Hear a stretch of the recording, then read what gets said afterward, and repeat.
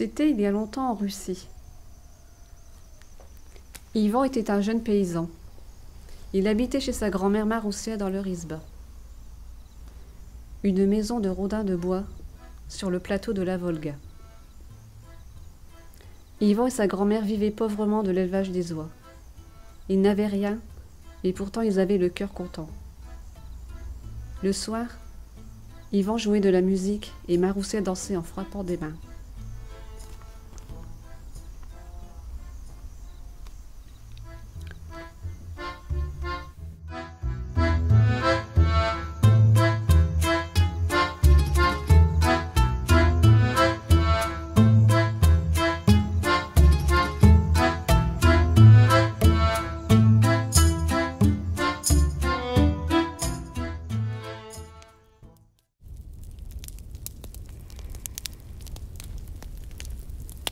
Mais cette année-là, le gel était venu saluer les champs au début du printemps. Les semences avaient gelé.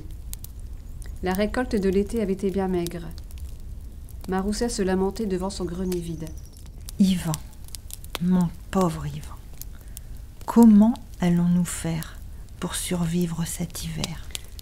Ivan rit pour cacher son inquiétude. Allons, babouchka, il nous reste encore des choux, des oignons et des navets. Nous les partagerons avec nos oies quand le froid viendra. Au pire, j'irai vendre quelques oies à Vassili Vassilievitch, le marchand. Secrètement, Ivan espérait ne pas en arriver là, car Vassili, le marchand, était avare et sans scrupules.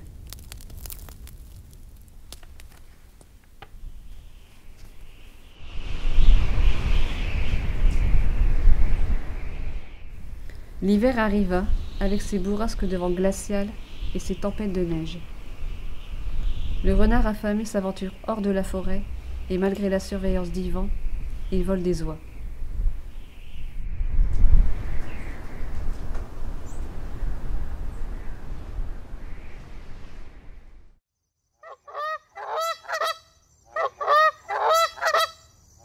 Dans l'isba, les provisions fondaient à vue d'œil, et bientôt il fallut se résoudre à vendre les oies.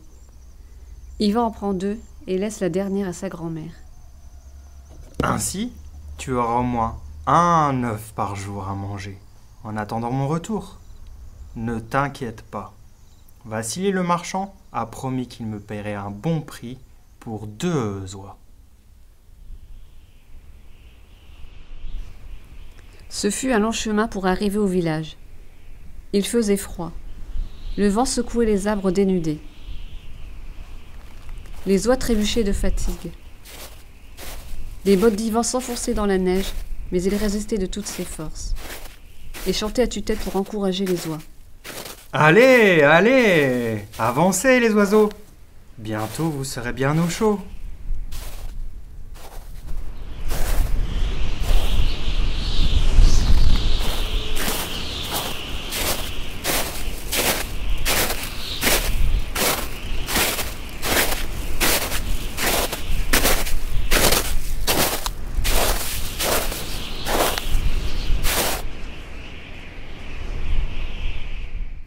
À l'entrée du village, une belle jeune fille aux doigts bleuis par le froid sourit à Ivan et le supplia. « Compère, donne-moi à manger. Ma famille et moi, nous n'avons rien. Nous avons faim. Nous avons faim à en pleurer. » Ivan eut pitié de cette belle jeune fille. Il lui donna une oie. « L'hiver est bien rude pour tout le monde. Je te remercie. Et Vassili le marchand profite de notre misère pour s'enrichir. »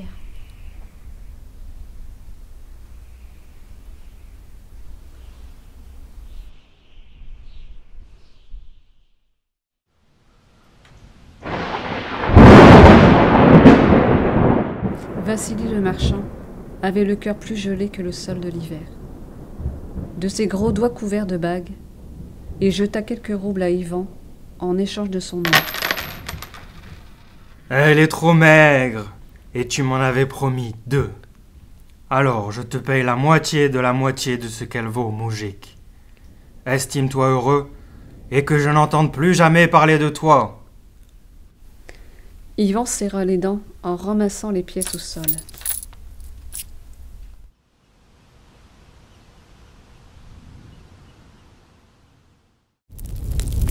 Il put juste acheter du blé noir et s'en retourner amèrement vers son isba. Pour réconforter Ivan, sa grand-mère prépara du bortsch avec leurs dernières provisions. Les jours suivants, ils partagèrent le pain de blé noir et un œuf d'oie. Mais bientôt, les estomacs recommencèrent à gronder. Le soir, Ivan jouait de la musique, mais Babouchka n'avait plus la force de danser. Un matin, Maroussa caressa la dernière voix.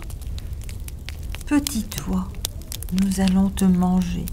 J'ai faim à en pleurer. » Alors Ivan se mit en colère. Non, Babouchka, je vais aller offrir cette oie à notre tsar et je reviendrai avec de quoi nous nourrir jusqu'au printemps. Comme la tradition le voulait en ce temps-là, celui qui recevait un cadeau devait en offrir un autre, en échange, à condition d'accepter le premier cadeau.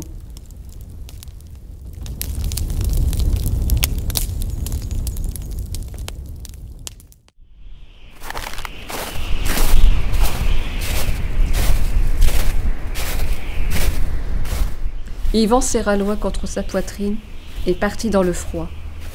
Il marcha 3 jours durant, affrontant le froid, la neige et le vent, grâce à sa volonté et à la maigre chaleur que lui prodiguait l'oie.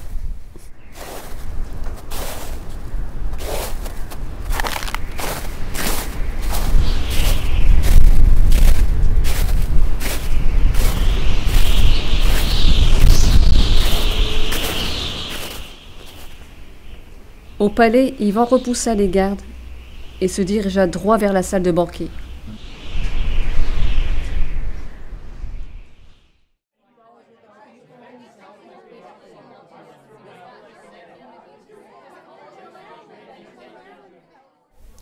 Là, il s'inclina respectueusement devant le tsar, qui se régalait de caviar et de poissons fumés avec sa femme, ses 2 filles et ses 2 fils.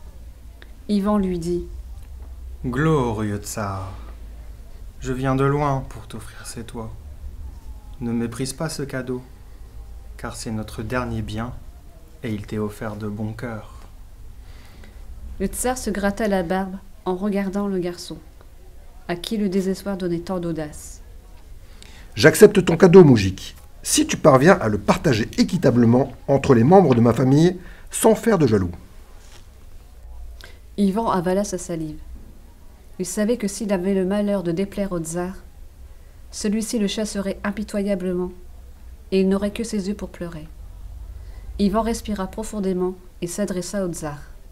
« Vous, qui êtes à la tête de ce pays, la tête de cette oie vous revient, assurément. » Puis, il s'inclina devant la tsarine.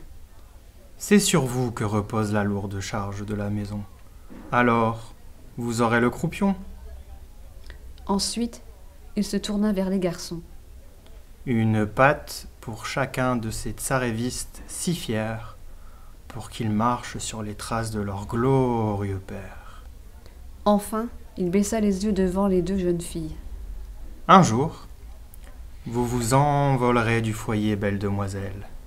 Alors, prenez les ailes. » La voix d'Ivan s'étrangla dans sa gorge. Il se sentit vaciller de faim et de fatigue. Mais il puisa dans ses dernières forces pour conclure. « Quant à moi, je ne suis qu'un humble moujik, tout juste bon à dévorer les misérables restes de cette oie. » Le tsar éclata de rire. « En voilà un juste partage. Tu as réussi à offrir ce qu'il fallait à chacun et à garder le meilleur pour toi. Eh bien, astucieux Moujik, il ne sera pas dit que le tsar est un ingrat. Assieds-toi et mange à ma table. » Ivan mangea et but à satiété. Il racontait ses malheurs au souverain. Le tsar l'écouta gravement, et à la fin du repas, il donna l'ordre de raccompagner Ivan dans un traîneau, chargé de vivres à ras-bord.